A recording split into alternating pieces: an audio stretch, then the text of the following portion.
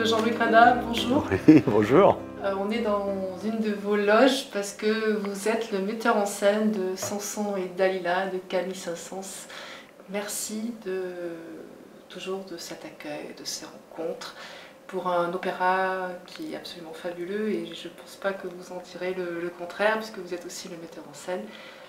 Alors avant de commencer, pour essayer de comprendre un peu cette mise en scène et toute cette configuration que vous avez créée autour de cette œuvre, que vous évoque cet opéra Samson et Dalila? Dans Samson et Dalila, d'abord c'est ce qu'on appelle un grand opéra à la française de la seconde moitié du XIXe siècle, avec tout ce que ça peut comporter de grands chœurs, de ballets, parfaitement intégrés dans l'action, qui signifie quelque chose.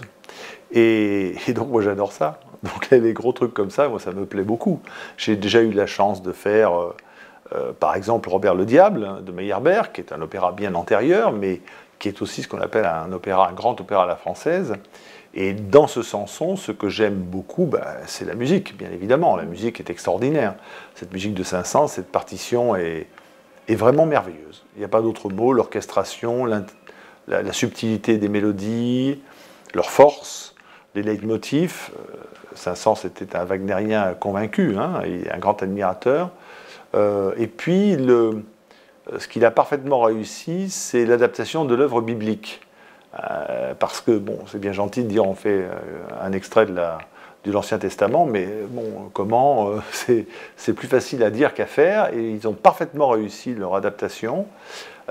Étant entendu qu'à l'époque, les gens qui venaient voir Samson et Dalila connaissaient leur Bible, les deux testaments, l'Ancien et le Nouveau, sur le bout des doigts, ce qui n'est pas forcément le cas aujourd'hui, mais on constate quand même qu'il y a une vraie fluidité du récit, et qu'à aucun moment, même si on n'est pas connaisseur de la religion, l'histoire tient parfaitement la route. J'y ai ajouté en tant que metteur en scène un peu de surnaturel justement et de merveilleux pour que tout le monde rentre bien dans quelque chose qui est en dehors de l'ordinaire. Voilà. Alors c'est exactement le ressenti que j'ai eu lorsque j'ai vu ces premières répétitions. On a l'impression d'être dans un monde quelque part un petit peu mystique, un petit peu onirique, un petit peu mystérieux, comme vous l'avez dit, avec des décors un petit peu subtilement cachés et en même temps mis en lumière. Alors, quelles sont ces subtilités, justement, que vous avez essayé de mettre en scène? Écoutez, moi, d'abord, je m'appuie sur le travail de gens meilleurs que moi, comme toujours. Donc, je travaille avec des gens qui sont formidables. Alors, tout le monde sait le parcours, enfin, tout le monde, beaucoup de gens savent le parcours que j'ai avec Laurent Castin, qui fait les lumières de beaucoup de mes spectacles et qui, encore une fois, donc, se révèle être un partenaire essentiel de la réussite du spectacle, si tant est qu'il y ait une réussite. Et puis là, j'ai souhaité travailler avec un autre décorateur et c'est la rencontre avec ce peintre italien qui m'a motivé à faire Samson, avec Agostino Arrivabene, parce que quand j'ai connu sa peinture, je me suis dit, ça, c'est fait pour faire un grand opéra biblique, Samson et Dalila, c'est pour lui. Voilà. Tout de suite, ça m'a sauté aux yeux, je n'ai pas cherché plus que ça, je me suis dit, on va faire Samson ensemble. Voilà. C'est un agent, d'ailleurs, qui me l'a présenté, qui n'est pas l'agent du tout, c'est un agent de chanteur d'opéra, donc quelqu'un c'était un copain à lui, c'est tout, voilà. Et quand j'ai découvert, il a fait pas mal d'éditions de ses peintures, sur livre, de l'édition d'art, et je suis tombé, je ne dirais pas amoureux de sa peinture, mais je suis tombé vraiment en extase, quasi mystique, devant ce travail. Ce travail qui est un travail, je parle de l'œuvre du peintre, je ne parle pas encore de Samson et Dalila, qui est un travail d'une immense culture picturale. Donc c'est quelqu'un qui est passionné par l'histoire de l'art, qui a tout emmagasiné, qui connaît tout, qui a tout assimilé, et qui restitue à sa façon et l'ultra-classicisme et la modernité. Il peint sur bois, par exemple, avec des techniques de la Renaissance. Vous voyez, bon, je veux dire, qui fait ça aujourd'hui? Et c'est quelqu'un qui a vraiment un travail qui m'a enthousiasmé, et avec, surtout dans sa peinture, ce que l'on trouve dans Samson, une fantaisie extraordinaire dans la lumière. C'est pour ça qu'avec Laurent Castin, ils se sont bien trouvés, enfin, je les ai fait bien se trouver, et dans les costumes. Alors là, dans les costumes, je sentais qu'il avait une force picturale et dramatique qui était qui ne demandait qu'à éclore en 3 dimensions sur scène. Voilà, une richesse. Vous parler de quelle dimension? Oui, oui, oui, tout à fait. Non, non, mais c'est quelqu'un qui est, oui, c'est quelqu'un qui a un potentiel inouï pour le théâtre. Donc il faut l'épauler, il faut l'aider, parce que c'est un peintre, donc il peint un plat, un peintre, hein, même s'il donne de la perspective, de la lumière. Et voilà, donc nous avons dû l'aider à développer son projet pour une scène, ce qui s'est fait relativement facilement, si je puis dire. Et puis au niveau des costumes, il a travaillé avec Françoise Rebaud, qui l'a aidé à la réalisation des costumes. Lui a fait les maquettes, hein, il savait très bien ce qu'il voulait, mais après, c'est une chose de faire un dessin d'un costume. Comment nous le réalisons, il a été aidé par Françoise, qui l'a secondé, parce que lui n'est pas du tout immédiatement dans le nombre de choristes, de figurants, le changement rapide, c'est pour qui. Vous voyez, c'est pas son univers, c'est normal. Il a appris d'ailleurs ici ces techniques-là. Mais je crois que le mariage de toute cette équipe fait un spectacle qui va sortir de l'ordinaire. Qui va sortir vraiment de l'ordinaire. C'est-à-dire que là, on va voir un Samson et Dalila qui ne peut pas laisser indifférent, je pense qu'il va marquer les esprits. Pas forcément pour le travail du metteur en scène, hein, pas du tout, mais pour le côté... nouveauté aussi. Ouais, enfin, oui, nouveauté. C'est dans une autre dimension de l'opéra. Ouais, grand spectacle. C'est du grand spectacle, mais c'est pas hollywoodien du tout. Oui, c'est pas du tout. On a donc ces costumes, on a cette lumière, mais aussi on a le ballet de Shanghai. Oui, oui, oui, ça c'est encore autre chose. Ça c'est une autre aventure dans l'aventure. Dans cette mise en scène, quand même. Oui, oui, oui, oui. Ouais. Voilà, c'est quand même quelque chose de nouveau, d'important, qui permet aussi de faire comprendre peut-être une histoire autrement, parce que finalement l'opéra, au début c'était ça, c'était la musique, les artistes solistes et la danse. Donc, du coup, vous avez rassemblé. C'est Saint-Saëns qui a voulu que l'opéra se fasse avec des ballets. C'était la grande tradition de l'Opéra de Paris, bien que l'opéra n'a pas été créé à l'Opéra de Paris, mais bref, il y est rapidement venu.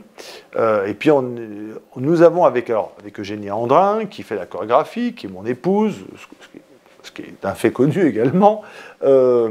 On travaille souvent ensemble sur les œuvres lyriques, parce que je trouve qu'on se complète bien. Elle a son univers chorégraphique particulier et personnel avec sa compagnie, mais quand elle travaille avec moi sur l'opéra, elle m'apporte beaucoup de choses, parce que elle a si j'ose dire, elle a une non-connaissance immédiate de l'œuvre, alors que moi je l'ai dans le sang, puisque je suis né dedans, donc j'ai vu un paquet de Samson et Dalila, et comme tout le répertoire. Donc vous voyez qu'elle a une œuvre de quelqu'un qui ne prend que ce que je vais bien lui montrer de l'œuvre au départ, et puis on part dans une direction, et puis après je le laisse faire, voilà, entièrement. Et ce qu'on essaye à chaque fois de faire dans les ballets, dans les spectacles qu'on fait ensemble, que ça soit Comédie musicale, L'Homme de la Mancha, Handel, Duello Amoroso, on a fait Traviata ensemble, on a fait Carmen, enfin on a fait plusieurs choses. L'année dernière, elle a travaillé d'ailleurs ici pour Adrienne Lecouvreur avec, bien évidemment, et Dieu merci, un autre metteur en scène. On essaye toujours de donner un sens à l'action chorégraphique, pour pas que ça soit un ballet plaqué comme ça dans l'œuvre. Il faut que ça raconte quelque chose, y compris le petit divertissement du premier acte, qui est quelque chose d'un peu orientaliste et qui pourrait être simplement quelque chose de joli. On essaye de lui donner un sens avec la présence d'Alila, qui ne danse pas, mais qui participe à tout ça. Et donc il y a quelque chose qui fonctionne bien dans tout ça. Et puis le ballet à la fin, qui est une bacchanale, là c'est clairement dit, l'inspiration qui était la sienne, et de dire, mais une bacchanale dans cet univers de mort, ça peut être le sacre du printemps avec une élue ou un élu qui va être désigné pour être sacrifié à la fin. Sauf que le sacrifice sera plus grand parce que tout le monde va mourir dans la chute du temple. Voilà. Donc on essaie de toujours trouver un sens à ce qu'on fait et de le faire d'une façon belle. Alors, en plus... Pour un metteur en scène, justement, pardon de vous interrompre, de réunir autour de vous cet ensemble, cette équipe-là, qu'est-ce que ça résonne en vous dans la réalisation, dans l'inspiration, dans la créativité de votre mise en scène? Du coup, est-ce que oui, je me sens à la fois chanceux. Chanceux, oui. Je réunis des gens autour de moi, comme je dis toujours, qui sont en principe meilleurs, donc ce qui me permet de faire mieux. Pour moi, c'est un challenge de travailler avec ces gens-là, parce que même avec Agostino Rivaben, c'est notre première collaboration, donc je ne voulais pas le décevoir. quelque part, on a sa fierté, on n'a pas envie de... toute la créativité qu'il met au service de ce spectacle, j'ai envie qu'il soit heureux après du résultat que moi je vais lui proposer. Donc oui, c'est un challenge pour moi, oui, tout à fait. C'est une façon de se mettre aussi en question et en danger. C'est pour ça que parfois je change et de chorégraphe, oui, des fois, surtout d'éclairagiste, de décorateur, pour ne pas me figer dans une facilité. Hein, j'ai mes équipes, si j'ose dire, voire des nouvelles. Et ça, c'est plutôt bien. Parce que vous êtes quand même dans... Maintenant, ça fait un petit peu de temps qu'on se connaît, ouais. Hein, on peut le dire. Vous êtes quand même dans une conception d'ouvrir l'opéra, d'ouvrir la mise en scène et de porter des nouveautés. Donc, comment vous recherchez justement dans la création de ces mises en scène? Quelle est, je sais pas, l'essence même en fait de votre mise en scène? Mais écoutez, ça, je vais vous dire, ça dépend. Les motivations, moi, quand j'approche une œuvre, c'est souvent les premières idées que je garde. C'est la première idée qui me vient. Par exemple, Samson et Dalila,